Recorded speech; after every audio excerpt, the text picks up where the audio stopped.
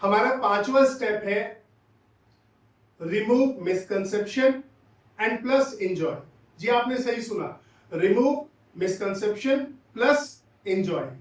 देखिए जब भी आप टेस्ट देते हैं आप मेनली कौन से क्वेश्चन पहले ट्राई करते हैं? जो आपने पढ़े नहीं वो तो आते ही नहीं, तो उनकी तो कोई बात नहीं होनी चाहिए। जिसे आपने पढ़ा है, जिसे आपको लगता है कि मुझे आता है, और फिर आप टेस्ट पे गए लेकिन वहां गलती मिली, इसका मतलब शायद कोई फ्रैक्शन या पूरा कॉन्सेप्ट आपका मे बी कहीं गड़बड़ा रहा है, कहीं मिस हो रहा है, कोई तो प्रॉब्लम है या कोई मिसकंसेप्शन है। अब ये दो बातों को यहाँ पे वो करता है कि आपने कुछ कम सीखा या अधूरा सीखा। अगर आपने अधूरा सीखा और सिखाया भी गया तो अपने आपको अपने गाइडेंस को चेंज करने की जरूरत है, जहां से भी आप गाइडेंस ले रहे। क्लियर पता लग गया? बच्चे कितनी बार कहते हैं कि हमें समझ नहीं आता गाइडेंस कैसे हो। मैं इस पर अलग से वीडियो भी बना दूंगा, लेकिन यहाँ हम आपको सिंपल और प्रिसाइज बता रहे हैं कि अगर आपको अधूरा सिखाया गया, पूरा नहीं सिखाया गया, तो शायद, और ये रिपीटेड हो रहा है, तो आपको अपने गाइडेंस को बदलने की जरूरत है, क्योंकि आपको अपने पूरे एफर्ट दे रहे। लेकिन अगर आपने कम सीखा है तो आपको उस गाइडेंस के पास, जो भी टीचर से आप पढ़ते हैं, आपको जाके उसको ठीक करने की जरूरत है। सिर्फ उस क्वेश्चन को नहीं, उस कॉन्सेप्ट को ठीक करने की जरूरत है कि मुझसे गलती कहां पर हो रही है। कैलकुलेशन मिस्टेक्स वगैरह छोड़ दीजिए, वो इसमें काउंट नहीं होती, वो तो ह्यूमन एरर है, किसी से भी हो सकता है। लेकिन अगर कोई कॉन्सेप्चुअल एरर हो रहा है तो आपको उसको सुधारना है। तो देखिए इसका मतलब कोई भी कॉन्सेप्ट सिर्फ सीखने भर से नहीं सीखा जाता है। आपने उसको सीखा, आपने उसको लगा के देखा, लगा के देखने के बाद एग्जैक्टली आपको पता लगा कि जब मैं घर पे बैठ के लगा रहा था तब प्रॉब्लम हो रही थी, जब एग्जाम में गया क्योंकि वहां प्रेशर होता है, मुझसे प्रॉब्लम नहीं हो पाई। तो क्या वो प्रेशर के कारण नहीं हो पाई, या मुझे उस कॉन्सेप्ट में कुछ कम पता है, या कोई गलती है? तो कोई भी अगर मिसकंसेप्शन मिलता है ऐसा जो आपने गलत सीखा हुआ है, वो एक अलार्म होता है बेटा। क्योंकि आप तो अपने आप को मान रहे कि मुझे आता है, पर आपको एक्चुअल में वो नहीं आ रहा है। तो आपको वहां अपने मिसकंसेप्शंस को या भी जो भी प्रॉब्लम उनको रिमूव करना है, उसको खत्म करना है। ठीक है, तो आपके कॉन्सेप्ट में कोई मिलावट नहीं होनी चाहिए, आपको जितना आता है अच्छा आना चाहिए, ये बहुत जरूरी बात है। ठीक है, तो ये इसलिए हम कहते हैं कि हमेशा टेस्ट के बाद इंट्रोस्पेक्ट करने का मतलब यही होता है कि अपने जो भी मिसकंसेप्शन और मिस्टेक्स हैं उनको रिमूव कीजिए। ठीक है, अब ये एक स्टूडेंट का प्रोसेस है बेटा, 5 स्टेप का। आप में से कुछ लोग सोच रहे होंगे एंजॉय भी कहा था सर ने, बिल्कुल आऊंगा उस बात पे। देखिए पहली बात मैंने आपको बताया बिलीफ सिस्टम, सेकंड आपका detachment, third upgradation of concept, fourth fall in love with test, fifth removal of misconception. तो रिमूव करिए। अगर आप इन पांचों स्टेप को, ठीक है, कंबाइन कर लेते हैं दिन के उसमें 5 मिनट, आपको अपने आप को वो चैंट करना है, I am the topper, I am the capable वाला पार्ट। ठीक है, आपको डिस्ट्रैक्शन से दूर रहना है, डिटैचमेंट कर लेना आउटकम से सभी तरह के, बिल्कुल डिटैच, ऑनेस्ट होकर एफर्ट करना है।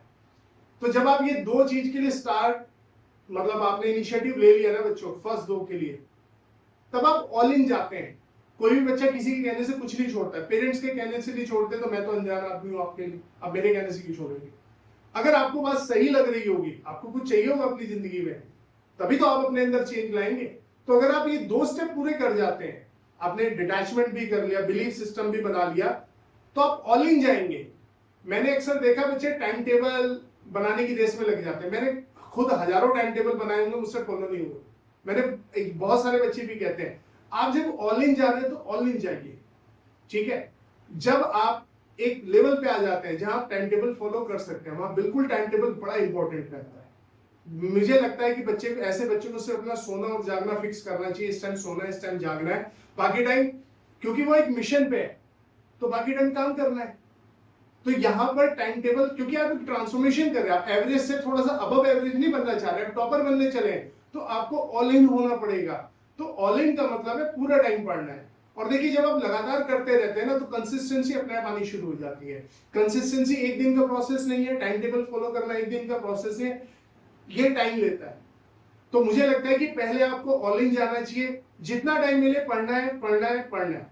ठीक है, एक मिशन पे रहना है। अब देखिए जब आप एक मिशन पे चल देते हैं, क्योंकि आप अपने आप को ट्रांसफॉर्म कर रहे हैं, आप एक लेवल अप नहीं ले जा रहे हैं। आप पता नहीं आज एवरेज पे, बिलो एवरेज कहां पर अप्लाई करते हैं, आप जाके उस टॉपर की गिनती में खड़े होना चाहते हैं। ठीक है, क्योंकि शायद वही आपकी असली जगह है। आपको भी पता है कि आप क्या डिजर्व करते हैं, तो फिर ऑल इन जाना है। इसे कोई टाइम टेबल और मैंने आपको ऐसा कोई रूटीन की बात यहाँ पर नहीं की है। दूसरा, इंजॉय की बात क्या है, जब आप दिन अपना ऐसे गुजार देते हैं तो 20 मिनट सोने से पहले अपने लिए निकालिए, अपने आप को इन बातों को याद करिए दोबारा से कि आपने दिन अपना कैसे बिताया। और उस टाइम पर भले आप जो भी आपको, क्योंकि आपने एक जर्नी कंप्लीट की है, चाहे वो एक ही दिन की है, ठीक है, बट आपने सक्सेसफुली कंप्लीट की ऑनेस्टली, तो आपका एंजॉय करना बनता है। आपको कोई अच्छा म्यूजिक पसंद है तो आप 10 मिनट के एक म्यूजिक सुन सकते हैं। जो भी आपको एक्टिविटी कूल ऑफ करने के लिए रिक्वायर्ड है वो कर सकते हैं, पर वो 20 से आधे घंटे से ज्यादा ना हो बस, ठीक है, क्योंकि आप मैक्सिमम टाइम पढ़ाई को दे रहे हैं। आप कोई 2 घंटे 3 घंटे फिक्स करके नहीं पढ़ रहे, आप मैक्सिमम जा रहे हैं, ऑल इन जा रहे हैं, तो आधा घंटा रेस्ट बनता है।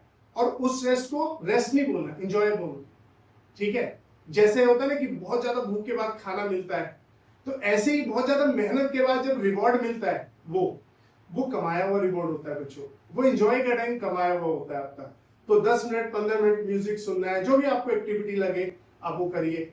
और सो भी उसी वक्त आपको सोना भी है, और सोते वक्त इन्हीं मेमोरीज को लेके सोना है जहां आप अपने आप को देखना चाहते हैं। आप डॉक्टर बनना चाहते हैं, अपने आप को व्हाइट कोट पहने देखिए। आप इंजीनियर बनना चाहते हैं, किस कॉलेज में जा रहे हैं उस कॉलेज की लाइब्रेरी या लैब में अपने आप को इमेजिन करिए, और बस यही सपना लेके सो जाए। ट्रस्ट मी, ये आपको सुनने में थोड़ा सा गिमिक लगेगा, लेकिन ट्रस्ट मी, मुझे नहीं पता इसके पीछे का मैजिक क्या है, but it works, trust me it works, ठीक है। इस तरह अगर आप चलेंगे तो फॉर श्योर आप अपने आप में ट्रांसफॉर्म कर पाएंगे। चलिए, वीडियो कैसा लगा कमेंट में बताइएगा, and please like, share, subscribe and comment.